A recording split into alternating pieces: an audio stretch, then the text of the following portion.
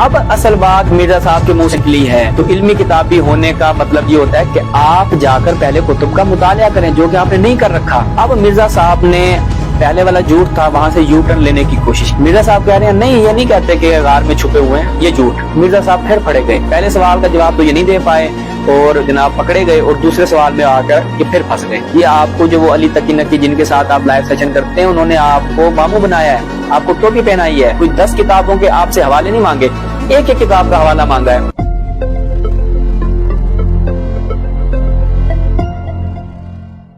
بسم اللہ الرحمن الرحیم۔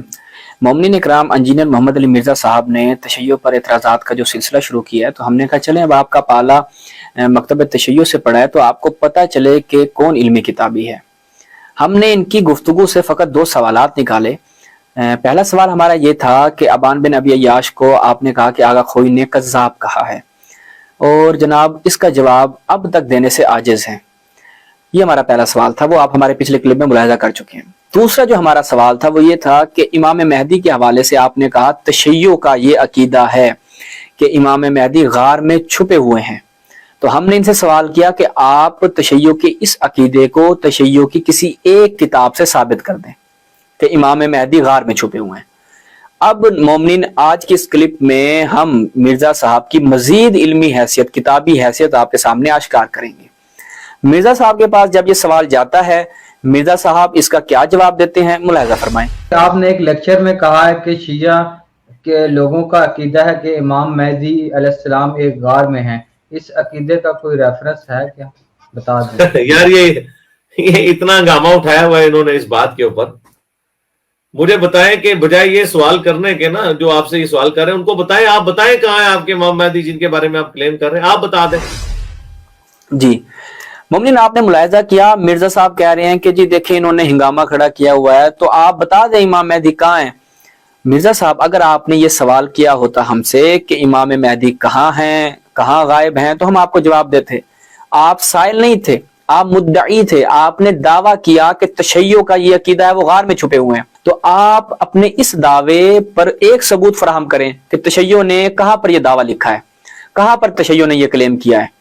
تو ابھی تک مرزا صاحب اس دعوے میں بھی کسی ایک کتاب کا حوالہ دینے سے عاجز رہے ہیں۔ مزید انہوں نے کہا کہ چلیں ہمیں بتا دیں کہ امام مہدی کہاں پہ غائب ہیں، آپ کا جو یہ عقیدہ ہے۔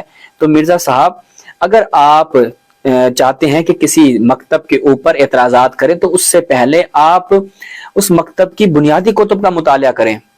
آپ الکافی اٹھا کر دیکھیں، کتاب الحجہ اٹھا کر دیکھیں، آپ غیبت نعمانی اٹھا کر دیکھیں، غیبت شیخ طوسی اٹھا کر دیکھیں، کمال الدین و تمام النعمہ اٹھا کر دیکھیں شیخ صدوق علیہ رحمہ کی، تو آپ کے اوپر واضح ہو جائے گا کہ ہم جب کہتے ہیں امام زمانہ غائب ہیں تو ہمارے نزدیک ان کے غائب ہونے کا کیا مفہوم ہے، غائب ہونے کا کیا معنی ہے، ان کے غیبت کی علتیں کیا ہیں، فوائد کیا، تمام ان کتب میں آپ کو مل جائے گا۔ تو علمی کتابی ہونے کا مطلب یہ ہوتا ہے کہ آپ جا کر پہلے کتب کا مطالعہ کریں، جو کہ آپ نے نہیں کر رکھا۔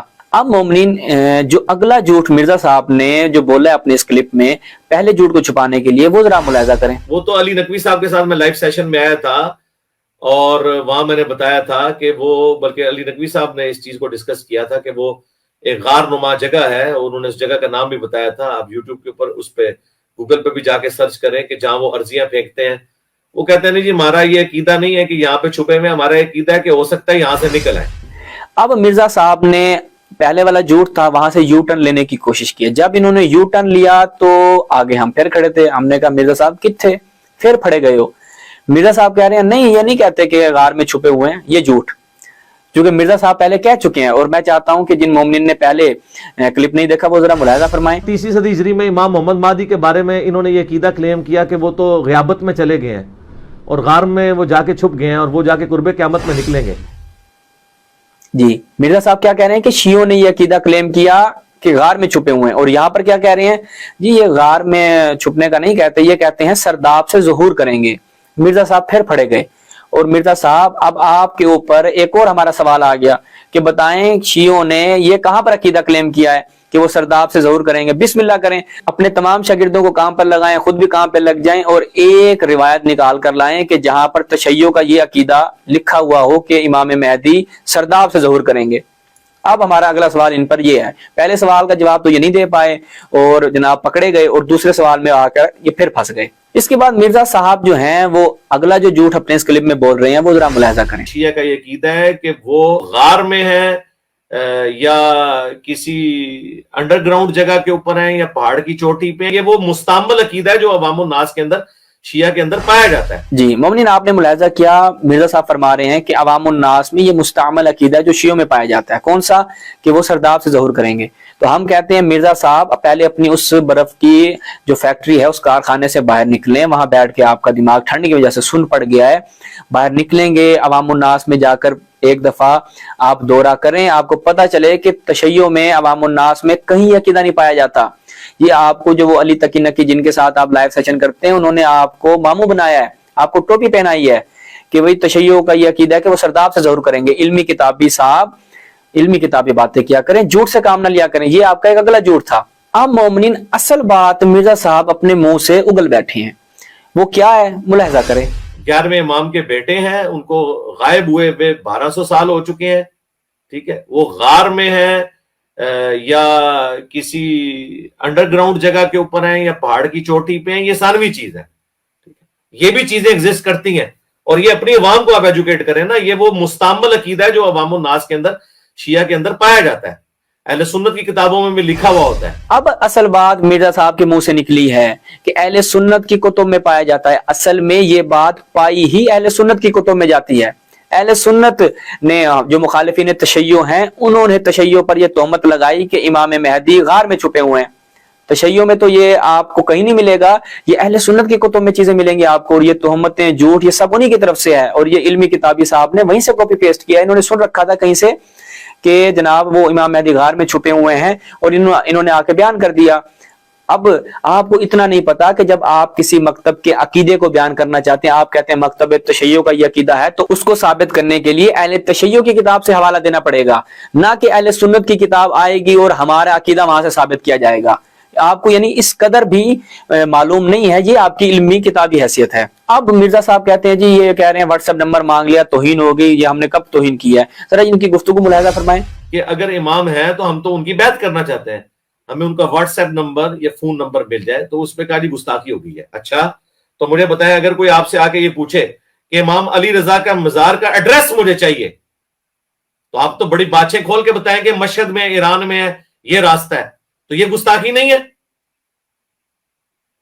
एड्रेस पूछा है ना उसने, तो आप उनको बताते हैं। तो इसी तरीके से जो बंदा जिंदा है ना, उसका भी एड्रेस पूछा जाता है और उसका फोन नंबर पूछा जाता है। इसमें गुस्ताखी कहां से हो गई है? ये कहानी छोड़े, पढ़े लिखे लोगों में आपका वास्ता पड़ा हुआ है। अगर मजार का एड्रेस पूछना और बताना गुस्ताखी नहीं है, और एक बंदा जिसको आप क्लेम कर रहे हैं वो जिंदा है, दुनिया में मौजूद है, उसका फोन नंबर पहुंचना, उसको कौन सी गाली हो गई है? वो कौन सी गुस्ताखी हो गई है? आपकी अकल नहीं काम करती? जी मिर्जा साहब, आपने जो व्हाट्सएप नंबर मांगा है ये तौहीन नहीं है। असल में जो आपने लहजा अपनाया है, जो आपका अंदाज़े बयान है, वो तमस्खुरामेज है।